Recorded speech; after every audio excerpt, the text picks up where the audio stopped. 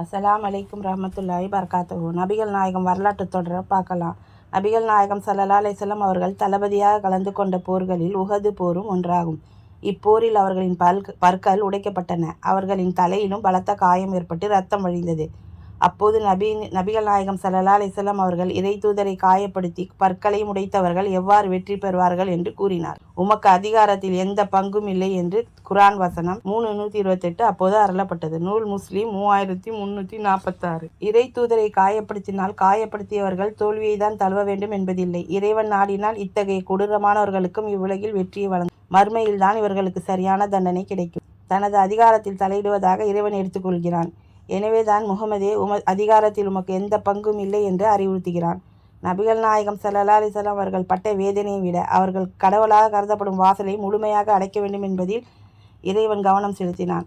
யாராவது இவரிடம் மோதினால் தோல்வி நிச்சயம் என்ற நிலை ஏற்பட்டால் வெற்றி தோல்வியை தீர்மானிக்கிற அதிகாரம் இறை தூதரிடம் உள்ளது என்ற நிலை ஏற்பட்டுவிடும். எனவேதான் நபிகள் நாயகம் ஸல்லல்லாஹு அலைஹி வஸல்லம் அவர்கள் அவதிப்பட்டு கொண்டிருக்கின்ற நேரத்திலும் அதைவிட முக்கியமான இந்த அறிவுரையை வழங்குகிறான். இவர்கள் எப்படி வெற்றி பெறுவார்கள் என்று வேதனை தாழ முடியாமல் கூறிய நபிகள் நாயகம் ஸல்லல்லாஹு அலைஹி வஸல்லம் அவர்கள் அடுத்த சில நிமிடங்களில் இறைவனின் இந்த கட்டளையையும் மக்களுக்கு தெரிவிக்கிறார்கள்.